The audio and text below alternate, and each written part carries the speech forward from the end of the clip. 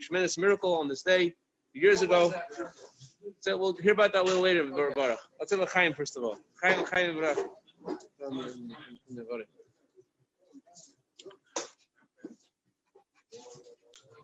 Tonight we're celebrating the Yom Lula of Rebbe's father, Rabbi Yitzchak.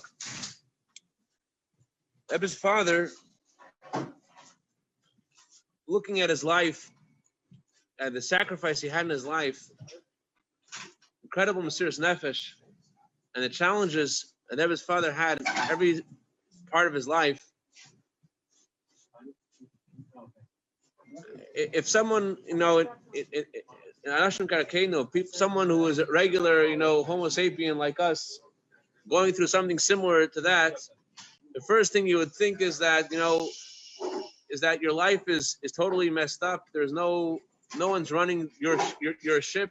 You're totally like, you're my Zayda of Shalom, Ray Fogelman used to do something for us when we were children called a crazy ride. It was his invention. The crazy ride meant that he would spin around in the car at who knows how many miles an hour and spin and spin and spin. Crazy ride. We loved it. Zay, do a crazy ride.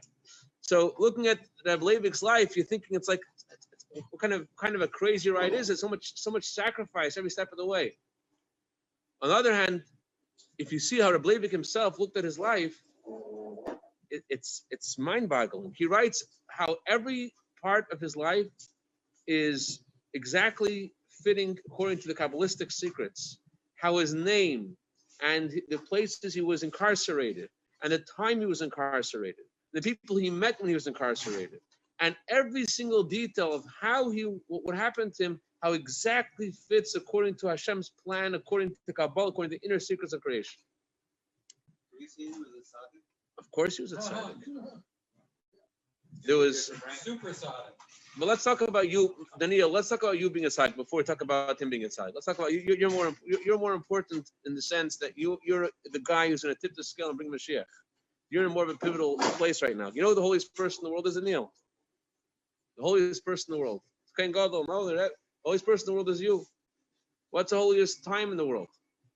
Right now. Holiest place in the world. Here. Holiest place in the world is right there, the second table from the front where you're sitting. That's where it all counts. What you do right now is what makes it happen. So Rabbi Yitzchak, I want to just give you an insight, which I think is very relevant to us. Rabbi Yitzchak, he was visited once by his wife, Rebbe Simchana. And when she came, she saw that in this place, middle of nowhere, he had all of his needs of Shabbos. He had a kugel, he had challah. She couldn't believe it. Like, where did this come from? She asked her husband. And her husband said, this came from Elijah the prophet, Eliyahu Navi. Knowing the greatness of her husband, okay, Eliyahu Navi. I mean, if Eliyahu Navi helps Shimon Bar Yochai, and Eliyahu Navi helps, comes the night of the Seder and by their bris, of course, Eliyahu Navi would help. It's like her husband, of course. And later, I think it was the second Shabbos, another person, the person who had brought the food, he was Rabbi Kaplan, I think his name was, someone who was very dedicated to helping them. the Kaplan family, got his first name.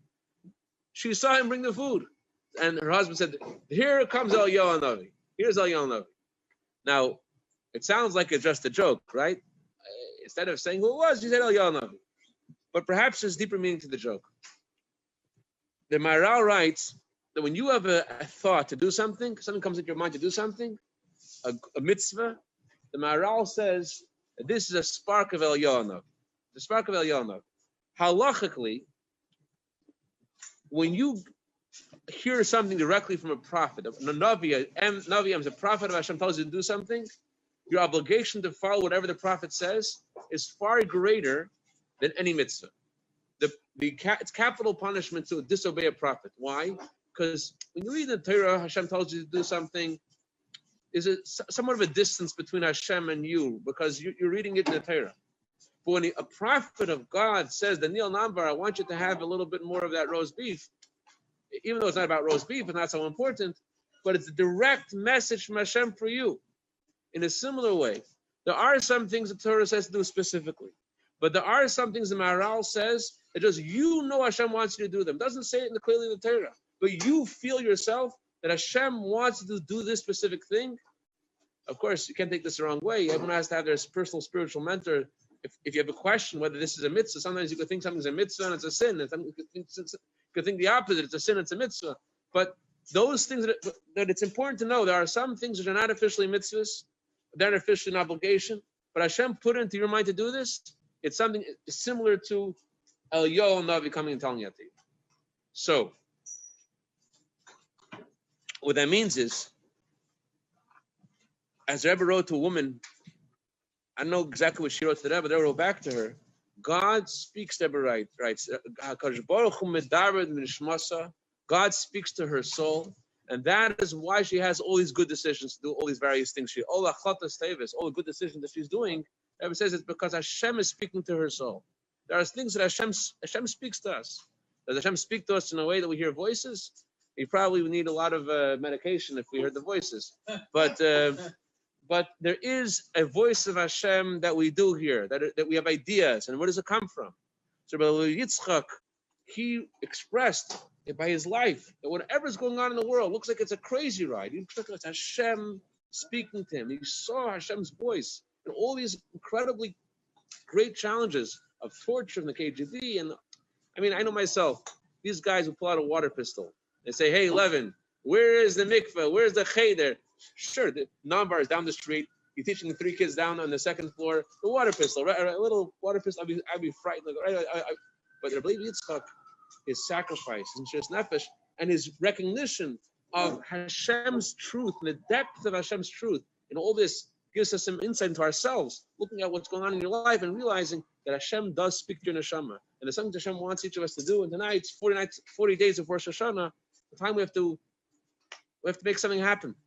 40 days before a baby is born, what does the baby do? It swears to Hashem to be a tzaddik.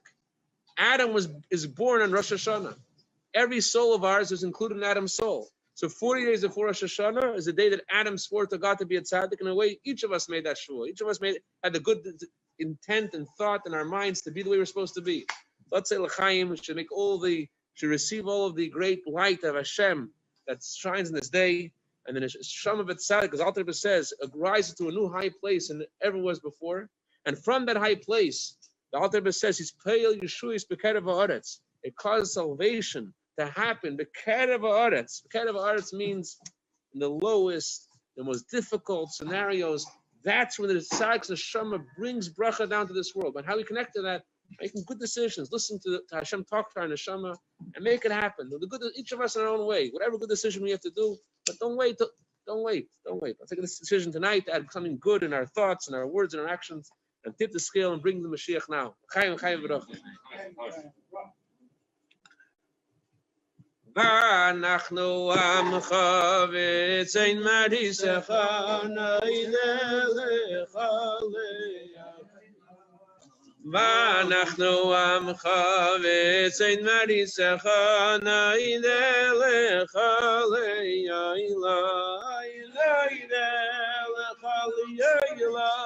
Neder vader nisabed hilosecha Noire Lecholiyalam Nedervader Nisabedi Hilosecha Ivanachno Amchavet Saint Marisecha Noire Lecholiyalam Ivanachno Amchavet Saint Marisecha Noire Lecholiyalam I know that this happened to Hilos.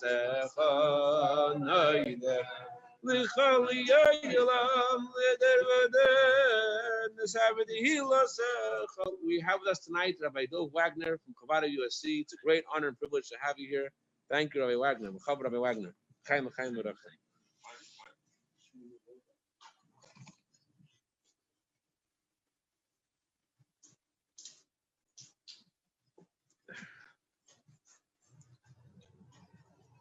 As Rabbi Levin said,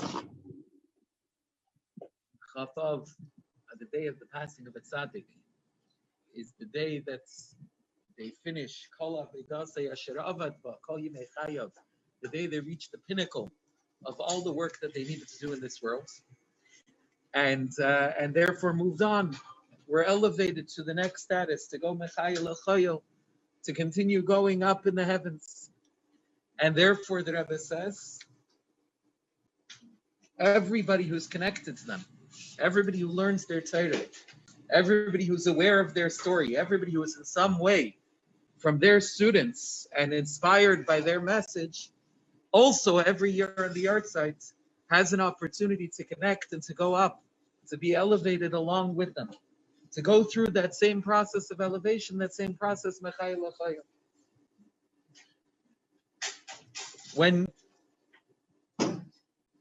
When you look at Reb Leivik's life, or more importantly, when you look at what the Rebbe spoke about, as far as I've noticed, what the Rebbe spoke about when speaking about his father, there seemed to be two main themes that the Rebbe would often focus on many years when he spoke about that.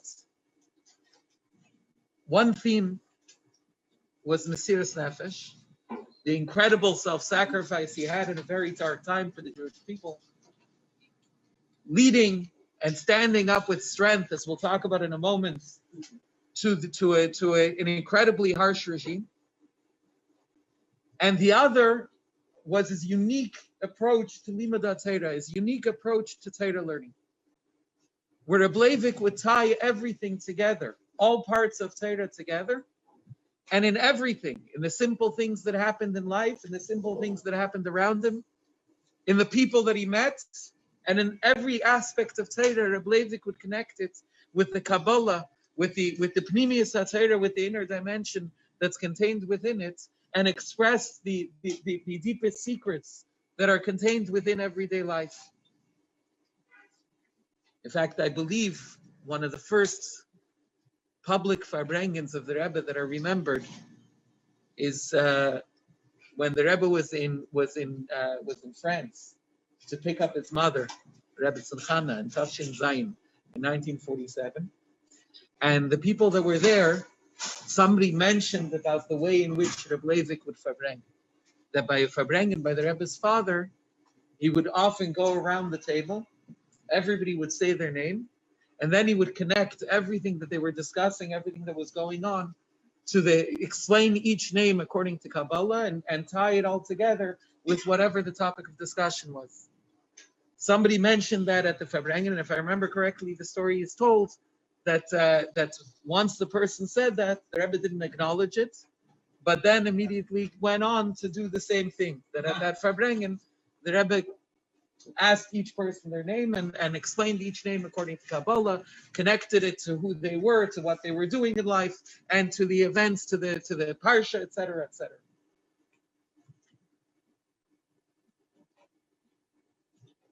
So what is Mesiras Nefesh? We talk about Mesiras Nefesh. It's a very common word we often use, self-sacrifice. First, some of the details of Reb Leivik's life, some of the stories that are told. I mean, there's one famous story I believe the Rebbe told more than once about Pesach Matzah. That Reb Leivik was the Rav at that time in the Dnepropetrovsk, aka Yekaterinoslav, which is in the Ukraine. And that's an area that's known as Russia's breadbaskets, right? That's a lot of the grains, the wheat and the barley for the entire country, not just for that area, not just for the Ukraine, but for the entire Soviet Union. One of the main focuses or the main places where it came from was in that area. So after the revolution, after they nationalized everything, so they nationalized all of the flour mills and so on, but they realized that in order to maintain the economy the way it worked, a lot of the wheat, a lot of the flour was purchased by Yidden, and specifically every year for matzah, for Pesach.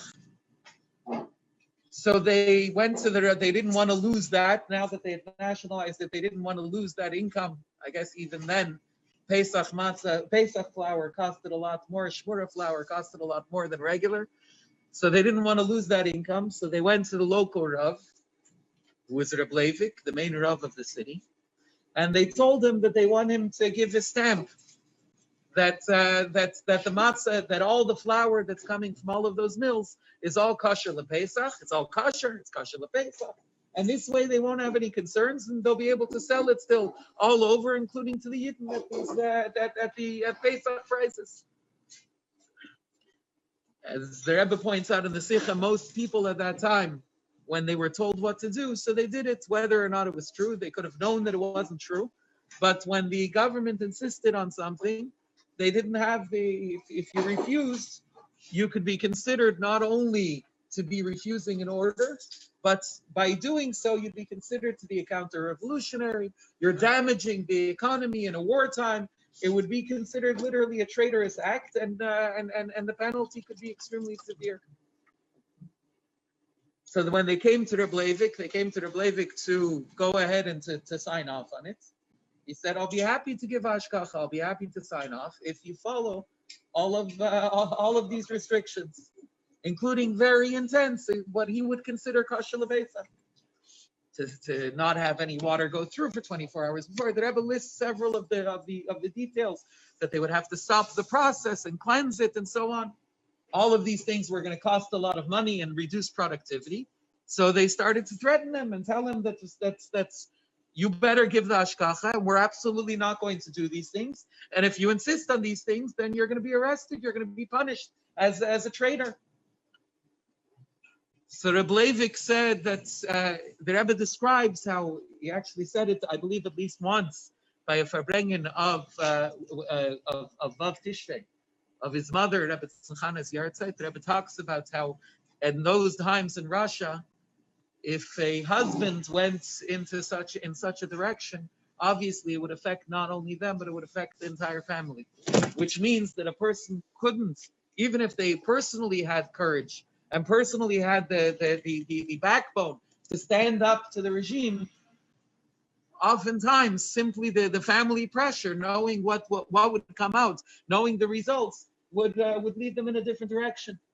So the Rebbe talks about how he got encouragement not only from himself but also from the Rebbetzin, and they decided together that come what may, he's going to stand up for only going to give his hashgacha if it's done in the appropriate fashion. So Rabbi Levin said, "I'm going to go to Moscow and try to meet with the officials there and see what I could do."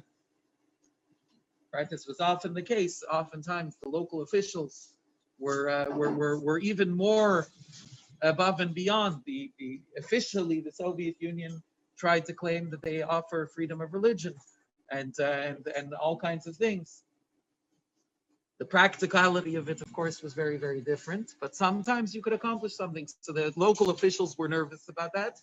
So they put all kinds of obstacles in his way and tried to make sure that when he got to Moscow, nobody would be willing to meet with him.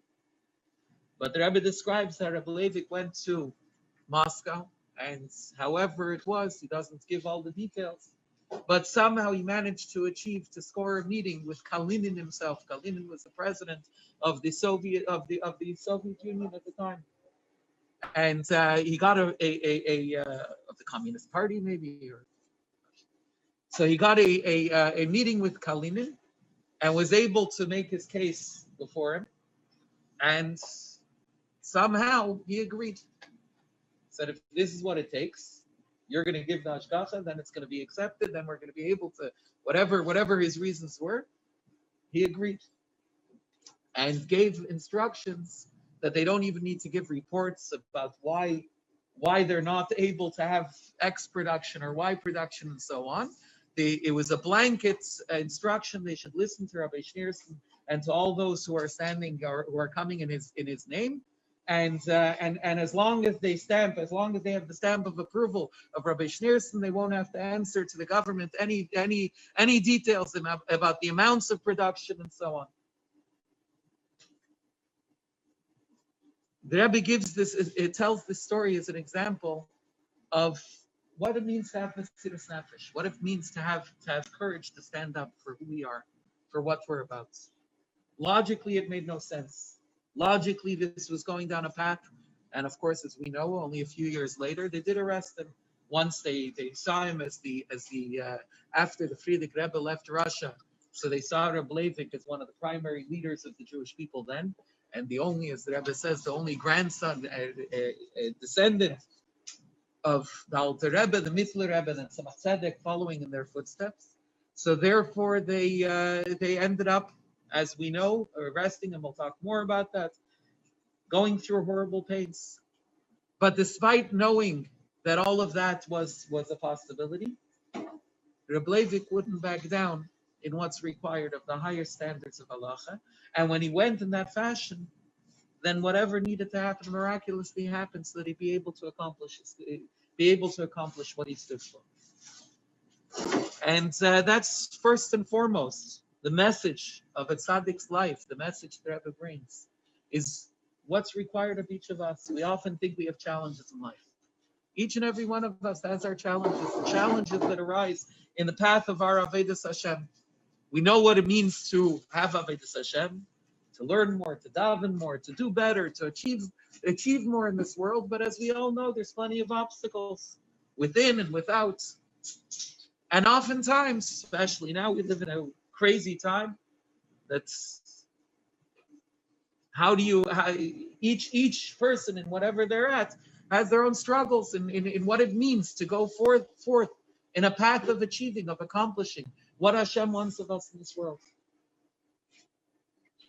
But the first and foremost, the message of Reb Leivik's life was that in the darkest of circumstances, regardless of what's going on, if we know who we are, we know what we stand for. When the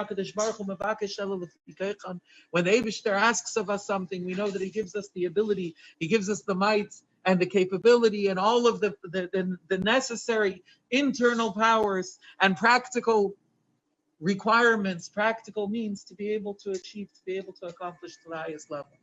What we need is the decision. What we need is the courage to stand up, to be absolute, to know that no matter what happens, no matter what goes down, we know this is who we are. We know this is what we're about. And we know that this is what we insist on achieving. Then the Eibishter provides the means to be able to achieve this. L'chaim.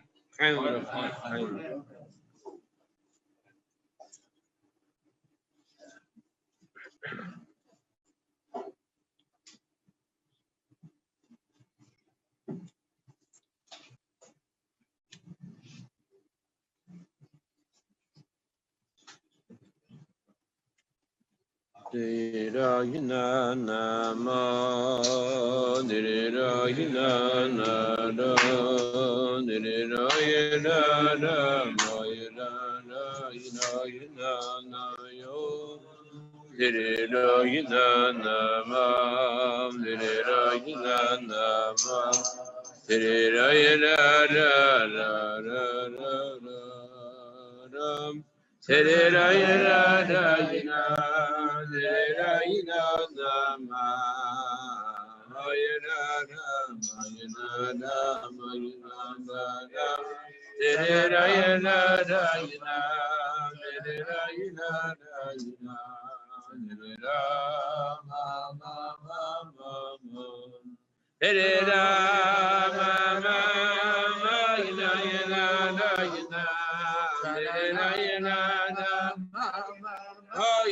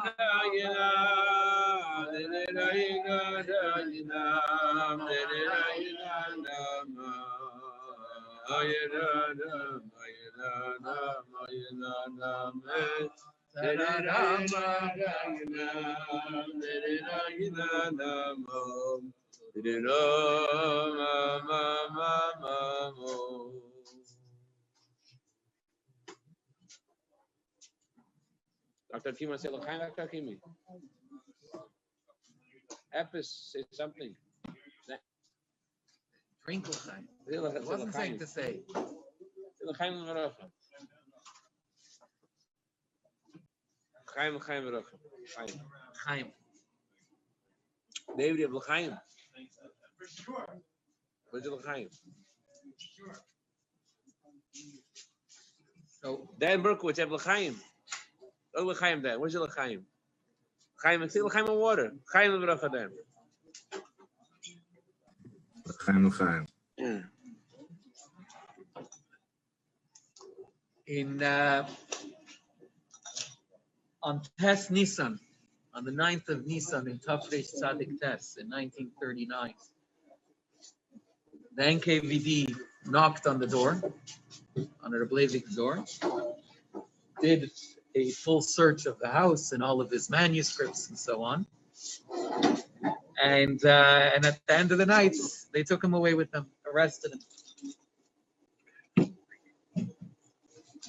Before we get to some of the things he says about the arrest, I saw earlier on WhatsApp, nowadays that's the main source of Prophecy. of all holy things.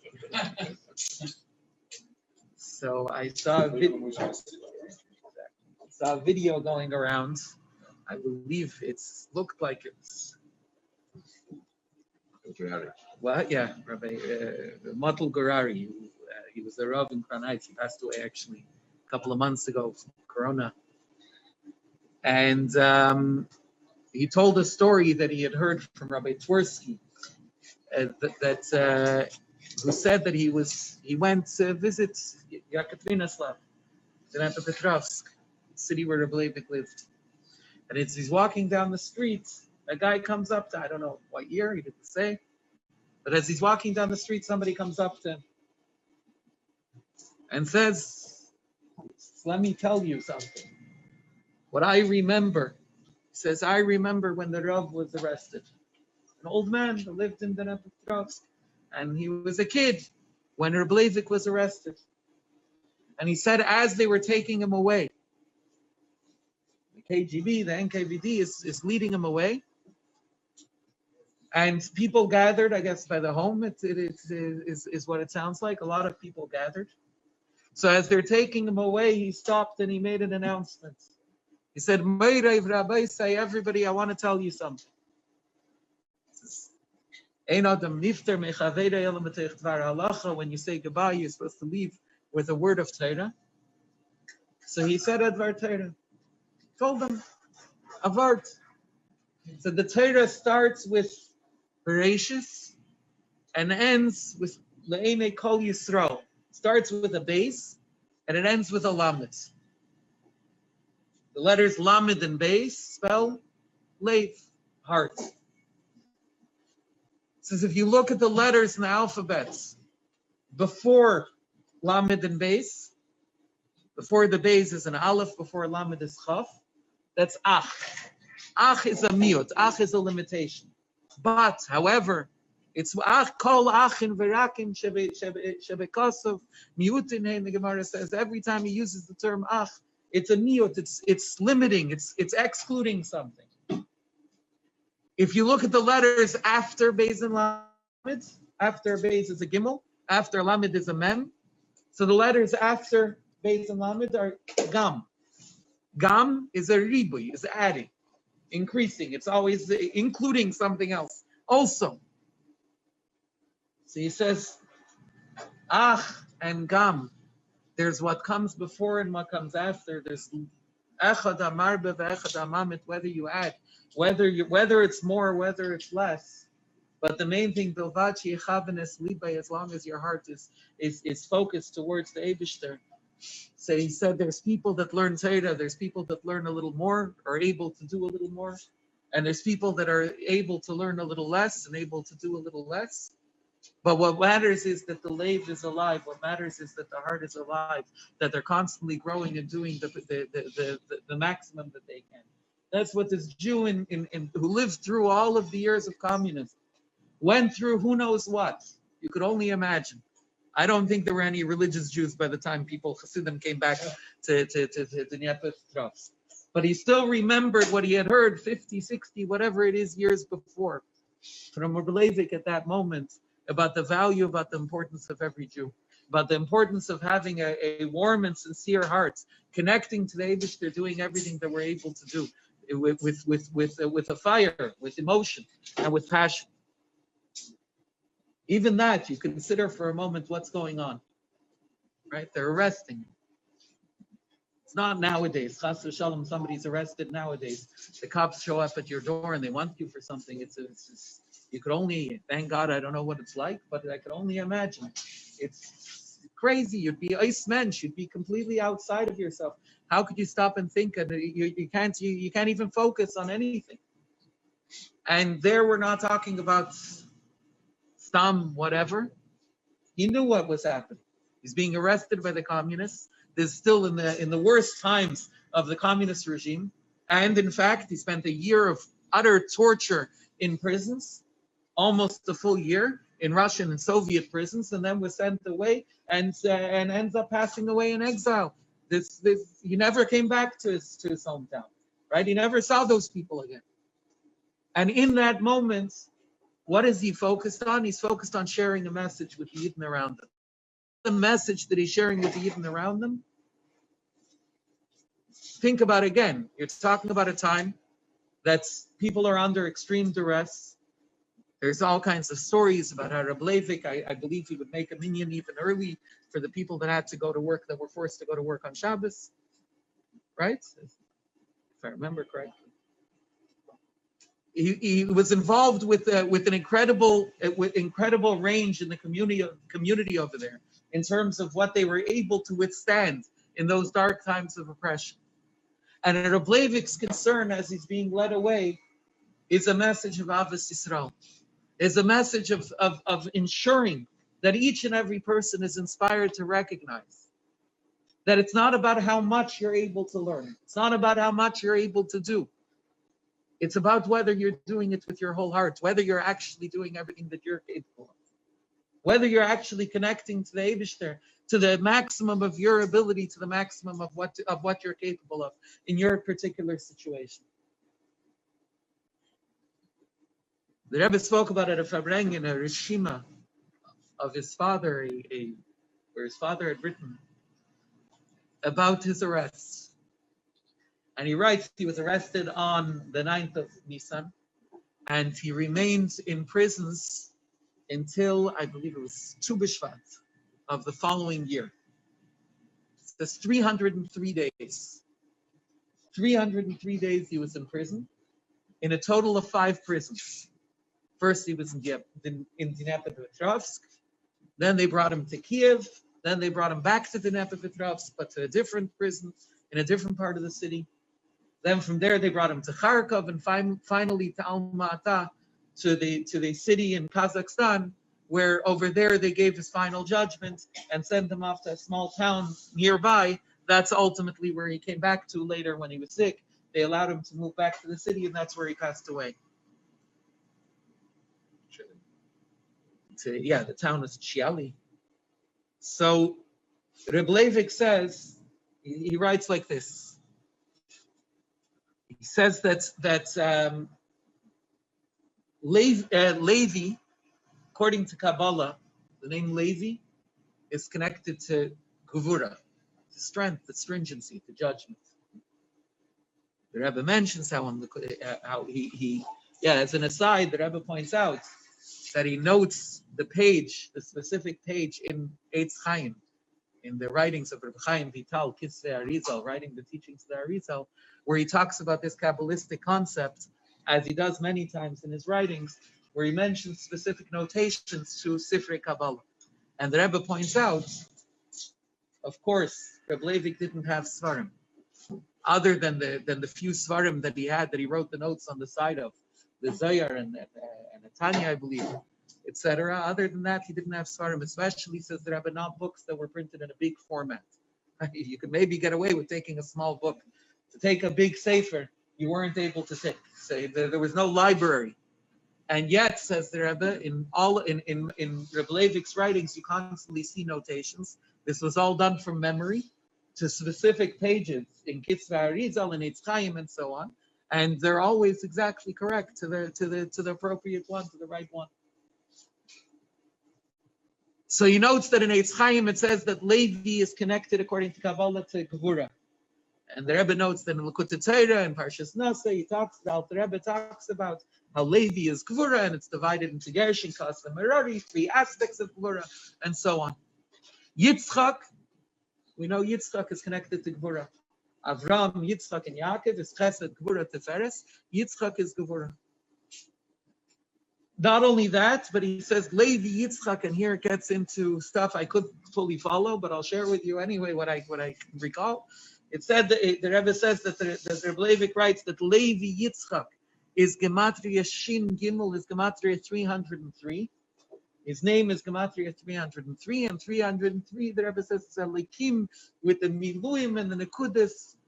How exactly you get the calculation, I don't know, but there's a gematria, a way of figuring out the gematria of 303, that it's a likim with the letters spelled out, and with the way each one of the nekudas, each one of the vowels also has a number in gematria according to Kabbalah, so it works out to 303, which elikim is also connected to Gevura.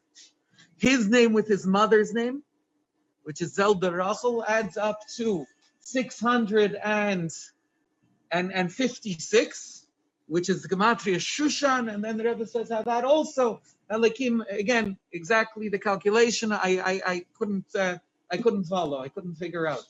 But that's also a way of spelling elikim, of spelling it out, the way, one of the ways of gematria, that it's with its yirufim, with the combinations and so on, that also relates to Shem elikim, which is Gevura. Generally, there's Hey Gevuras. We always talk about there being 5 pathways within Gevura. So the 5 stops, the 5 places he was in prison, Rebbe Leivik connects to the idea of Gevuras, to the idea of stringency. And finally, when he finally came to the judgment was handed down by the special section of the NKVD on Hoshana Rabbah at night, in the middle of that year. That was one of the stops along the way, but that's when they first judged him for exile. And Hoshana Rabbah, as we know, is the day of judgment, is the day of Gevura. And finally, he says what was he judged for? He was judged for 5 years in exile, which is again the idea of Gevura. In other words, he goes through the whole process of being led into the number of days and the specific stops along the way. All of these details, all as being expressive of the Eibishter's Gevura.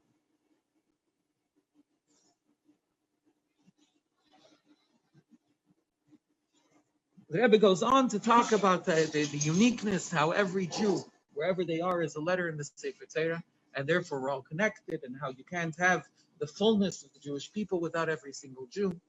How this is expressed in Rebbe Leivik's Torah, how this is expressed in Rebbe Leivik's teachings. But what is Gevura? He keeps on using this term of Gevura. Gevura, stringency. In Likutei Torah, this past in Parshas Eikev, the Alter Rebbe talks about an interesting thing.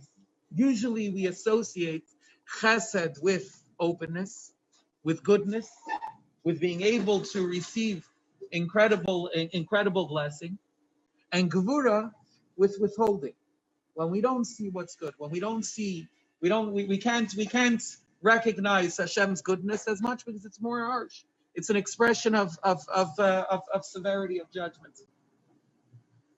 But the Alter Rebbe explains that actually in our experience, it's just the other way around. He gives the example of a signet ring. right? That if it's embossed, meaning if I have a printer here. If the seal sticks out, then the seal and the wax is going to be inside, within. If the seal goes in, then the wax is going to stick out, right? It's brought down in halacha also about which one you're allowed to keep, which one you're allowed to use, if there's a form that's not permitted, and so on. So the Alter Rebbe explains that the same is with chesed and gvura. When the Eibishter's chesed, when something comes from the Eibishter's chesed, the Eibishter's kindness, then it's too much for us to handle, because that's revelation. And revelation actually leads to our experience being an experience of concealment. Because we're not able to contain, we're not able to handle it. So therefore, in the person's experience, what we feel is a harshness because we're not able to see the light. Whereas when the Eibishter is expressed in Gvura, what is it actually? What that means that it's limited, that means it's restricted, that means the Eibishter is not revealing the fullness of his might, but therefore it's more limited to something that we're able to appreciate, to something that we're able to relate to. And therefore, the person's experience of it is actually one of revelation, which is an incredible thing, because it means normally human nature is that when things are good, you're having a good year, and the stock market is doing well, and business is booming, the economy, and Baruch Hashem, there's health and wealth and brachas. So then we think, wow, this is the Eibishter's kindness, this is chesed. And then chas v'shalom, when there's a time where things aren't so good, and where there's problems in the world or problems in our personal lives, and there's all kinds of restrictions. We're sitting here by Farbrengen with masks, which are uncomfortable and they're fogging up our faces. But besides that, obviously, that's representative of much more serious issues in the world than just the discomfort. Our normal expression is to see that as gvura, to see that as the Eibishter limiting his kindness. But what the Alter Rebbe says here is actually that oftentimes it's just the other way around. When we don't feel the kindness, when we don't feel the revelation, that very well may be because what's being revealed in this moment, what's being expressed in this moment is so intense that we can't experience it, that we're not able to grasp it, we're not able to handle it within our own lives. And therefore, what we experience is concealment because it's an intense revelation. And that's, I think, a very beautiful idea to consider, especially when the world is going through such tough times. That's adrabah. Maybe this is an expression of chasadim. We're experiencing gvura. We're experiencing restriction. We're experiencing stringency and judgment, and what feels like the Eibishter is withholding his blessing. But maybe what's really going on is that the Eibishter is giving more intense blessing than ever before. And just we have to figure out now new vessels to be able to contain it. We have to figure out a new interface to be able to relate to it, to be able to actually decode it and understand it and apply it in a way that we're also able to relate to, that we're able to bring to our lives. Which actually is another word of Rabbi Levin. He would say, why do you say Shana Tevo Masuka? It's a famous word, but I saw somewhere today that quoted it in the name of Rabbi Levin. So I'll take it at face value. That he said, why do we say a good and sweet year?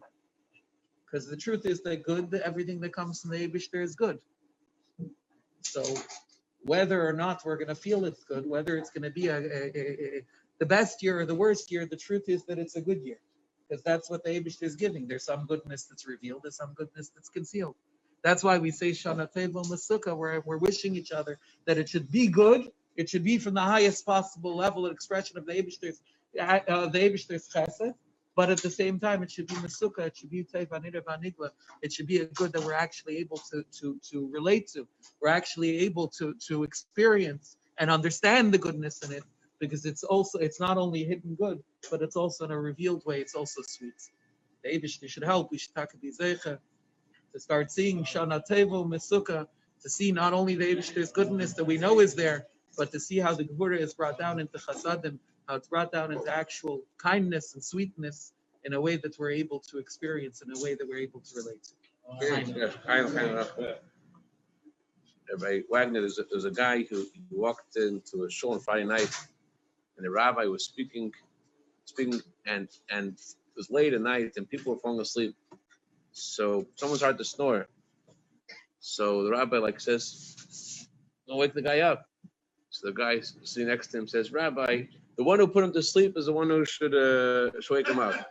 So the Eivishter, he's the one who figured out how to make this higher chesed come to what that you're saying.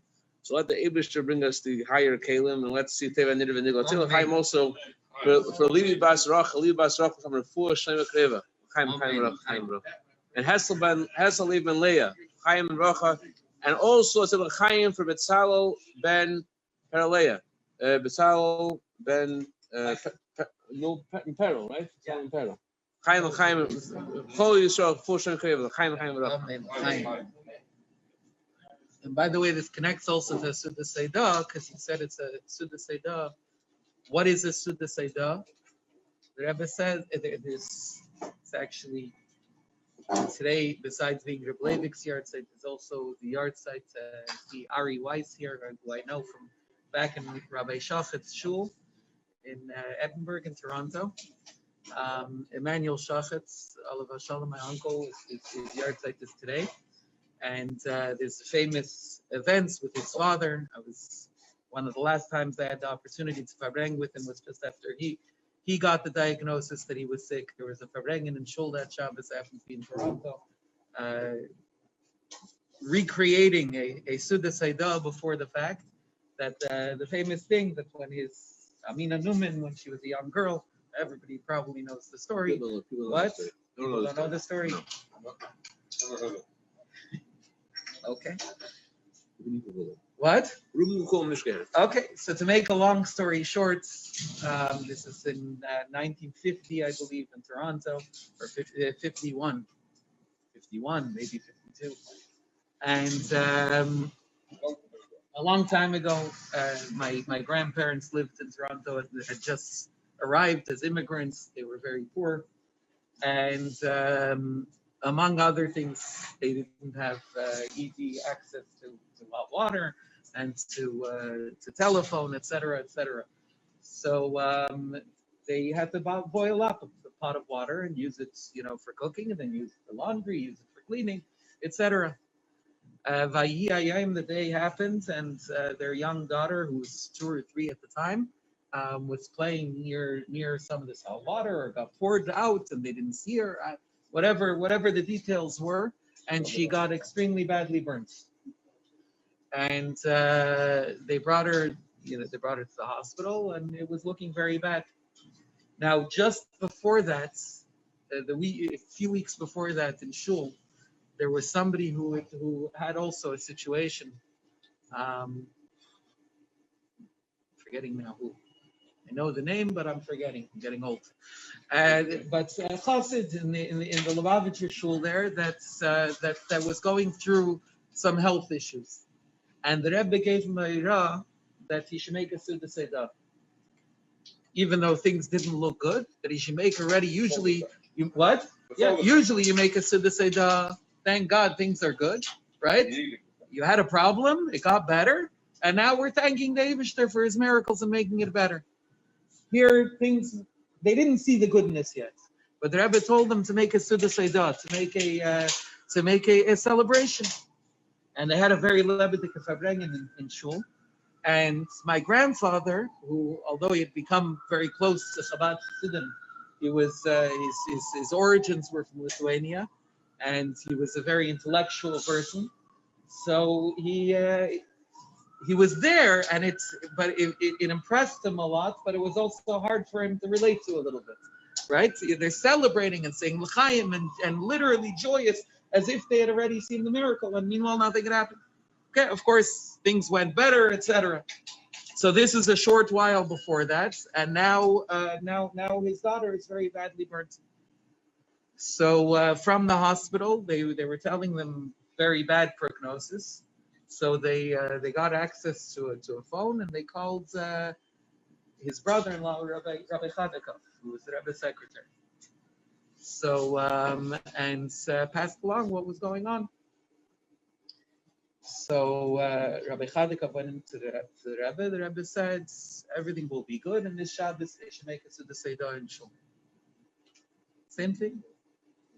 Did he complain or something, and then he got the Bracha era or something? Okay, yeah. Complained that what? That someone else got the hera to say, how come he get the hera? Could be. I mean, I heard it with the part that there was the other Suda Seder first, so maybe it had to do with the reaction. That I don't remember that detail. But something, maybe he asked Taka or something. Anyway, the Rebbe gave an instruction, said that everything's going to be good, and said not only that, maybe Taka he asked, so they said they should make it Suda Seder and Shul. My mother told me she was probably 6 or 7 at the time. So she didn't go. They didn't. Those days, I don't think they had an Ezer Snoshim. It was a very small shul and so on. But so she wasn't at the Farbrengen, but she remembers her father coming home after L'chaim, and that was, I think it was the one time in her life she saw such a thing. So it made a big impression. And they said that he was dancing on the table, and it was completely. They had a real chassidus Farbrengen. So in any event, things went on. They actually didn't go in the right direction, and things seemed to be getting worse until one day. Again, they didn't have a phone in their apartment yet.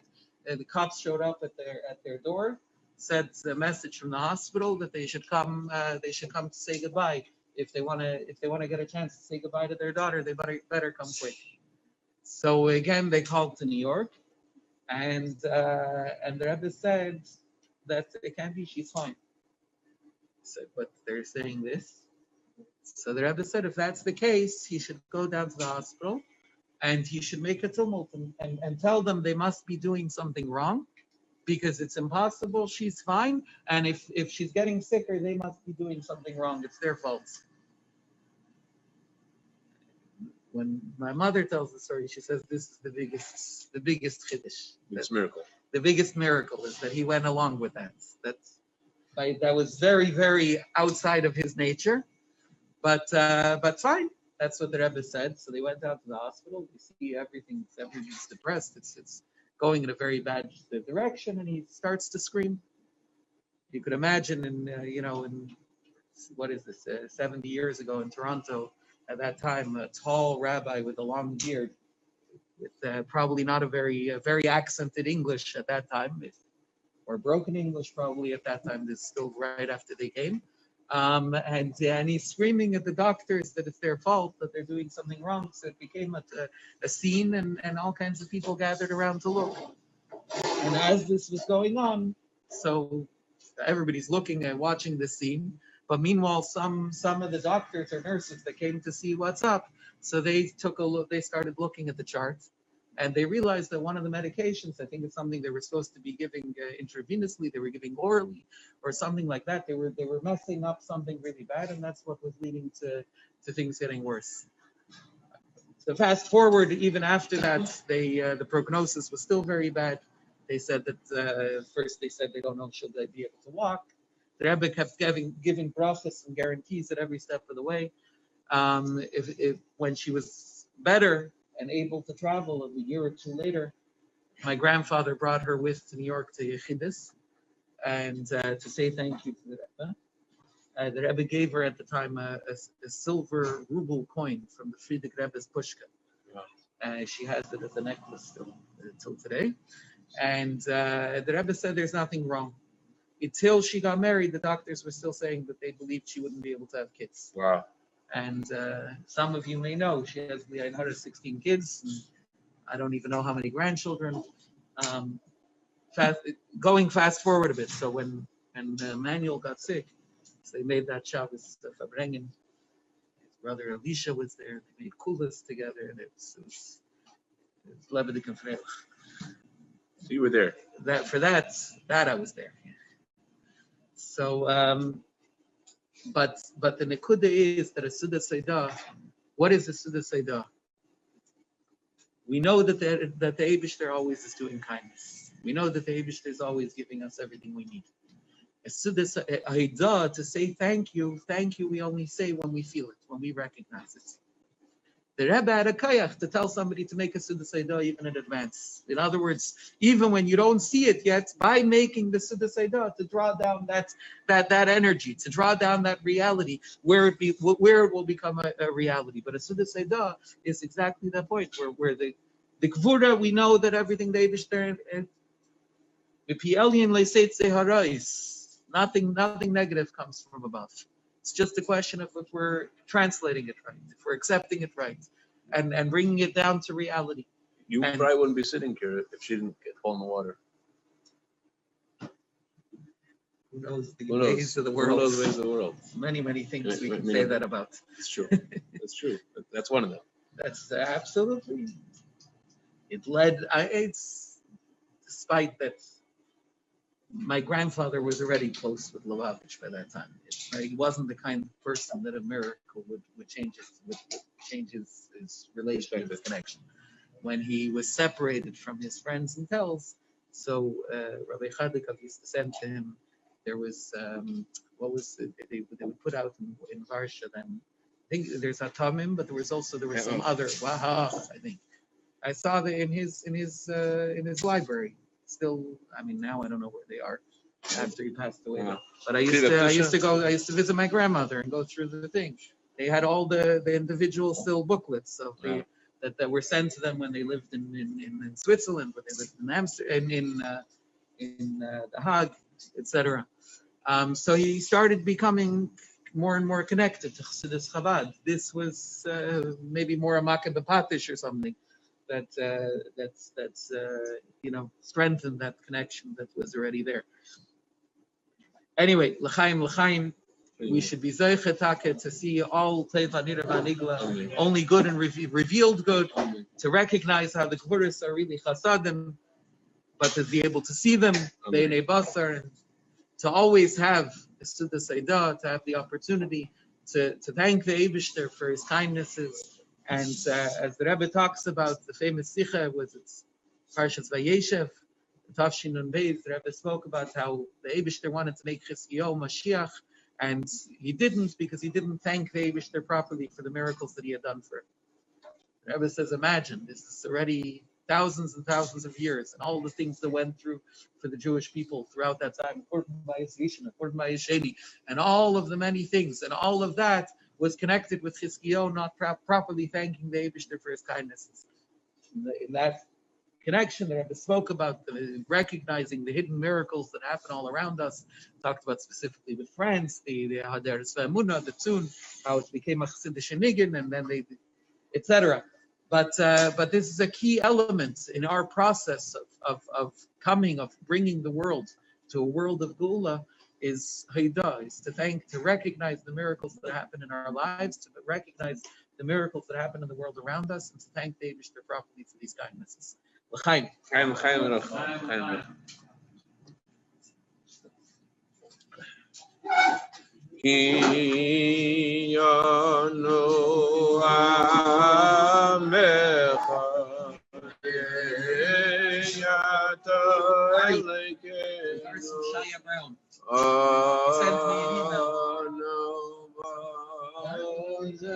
Brown. Very shy.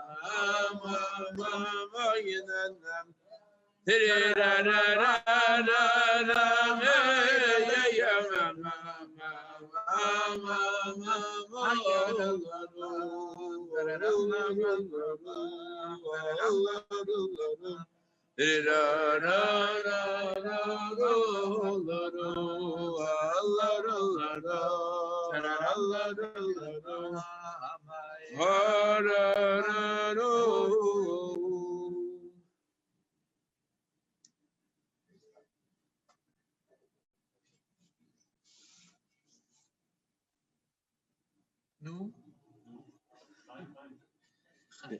You mentioned your uncle's yard site. Your uncle was in the dormitory in the yeshiva. Yeah, Moshe is 5 minutes. 5 minutes. Huh? 5 minutes. When Emmanuel Shachar was in the dormitory in 770, he arrived there and he was studying the yeshiva there. And I know what year it was. I think it was 60s, 50s. And he had discovered that his aunt had this interesting invention that was becoming popular. And you may have never heard of it. It's called a television. And he had gone to his aunt's house to watch television.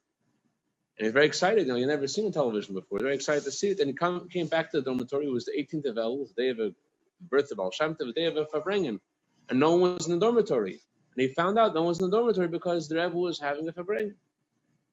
So he came to the Rebbe's Farbrengen after just being several hours in the television, walks into the Farbrengen. The Rebbe said, Emmanuel, if you look who you're not supposed to, it's better you should say L'chaim. Instead of delving into the negativity and better you should say L'chaim. A similar thing happened many, many years later.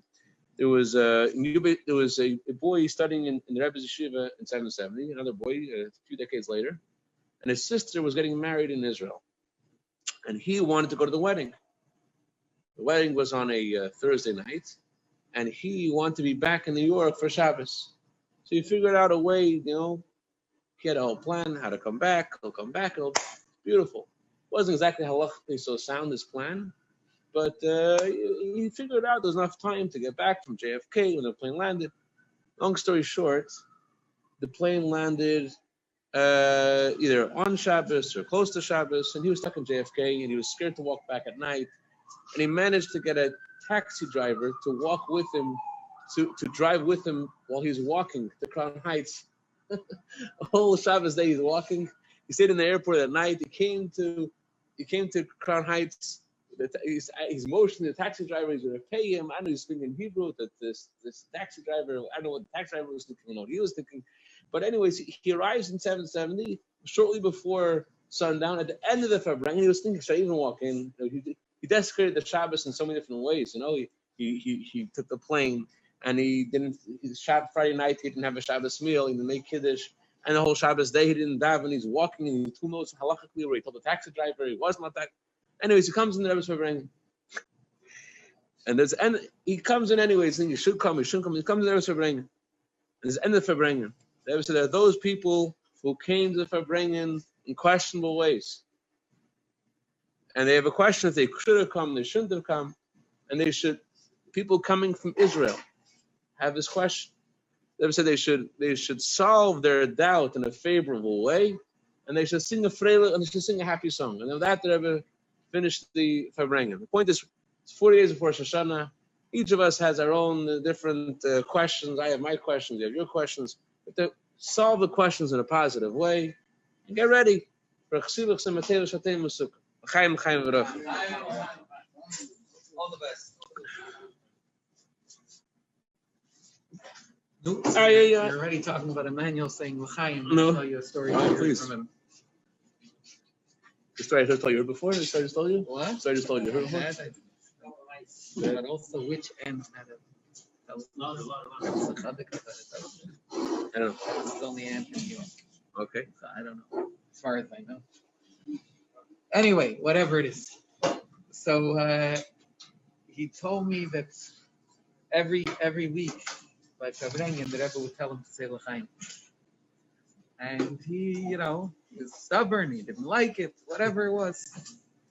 So he had this whole back and forth. The Rebbe would smile, would tell him to say l'chaim, and he did. So one week he came up with an idea. He decided he won't make Kiddush before the Farbrengen. And this way, the Rebbe will tell him to say l'chaim. He'll say, I didn't make Kiddush, I can't. So it comes. You're gonna make it wrong. So it comes in the middle of the Farbrengen after the first sicha, whatever, and the Rebbe says to whoever he says, and then he turns to him and says to him to say l'chaim. So he says, I didn't make Kiddush. So the Rebbe took his own kais and he filled it with wine, and he said, stand up and make Kiddush. So Emmanuel tells me, he says, I tried to say just Al-Kain Derach, the minimum number of words possible. I couldn't remember it. I couldn't get it to start.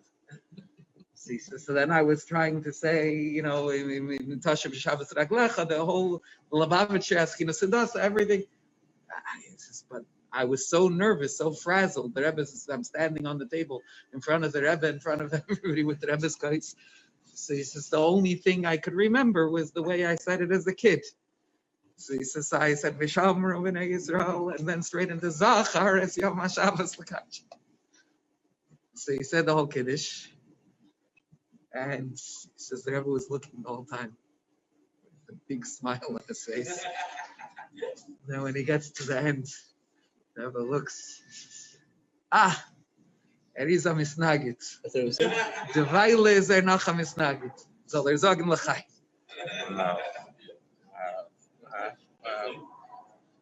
Meanwhile, he's aesthetically challenged. He's a misnagit. Meanwhile, he's still a misnagit. Say l'chaim. But then he said, and this I was shocked to hear from him, he said that the Rebbe gave him an open door for Yechidus. That I heard. He told me that if the Rebbe knew his customers, he says, if not for that, I don't know if I'd be putting on tefillin today. The Rebbe gave him an open door for Yechidus Meila, that he would be willing to not he'd be willing to say that he needed that. But He used to utilize it? He used to utilize this when he was a bacher, I think, yeah. Because he got into that. Bacher told him that? Wow. A bacher maybe is no, I think still is a bacher. You have a lot of stories, I remember you Yeah, I heard that. The only guy heard of that. I don't know how much he used it, but he had whenever he wanted that he had a yechidus. The Rebbe would push him always to he has all kinds of stories about the Rebbe pushing him to write more svarim, to do more svarim. The Rebbe always pushed him to write. I saw it today. They never told him to give him $1 every week. Whenever he would give him $1, whenever he would come in, the Rebbe would give him $1. That's next to sefer. So then one time he brought a sefer, and the Rebbe told him, based on the number, you owe me a lot of books. What I read today was the Rebbe said, I don't know. I already lost the track of how many svarim you owe me based on the dollars I gave you. Ay, ay, ay, ay, ay, ay, hey, ay, ay, ay, ay, ay, ay, ay, ay, ay, ay, ay, ay, hey, ay, ay, mama. Tiro, yina, ay, ay, ay, ay, ay, yina, hey, yina, mama, mama, mama, mama. Mama, mama, mama, mama, mama, mama, ya, ya, ya, ya, mama, mama, ay, da, da, da, da, da, da, da, mama, mama, mama, ay, da, ma, da, da, da, da, da, ya, ya, ya, ya, ya, ya, la, la, la. Oh, you know, la la la la la la la, mama, mama, mama, mama, mama, mama.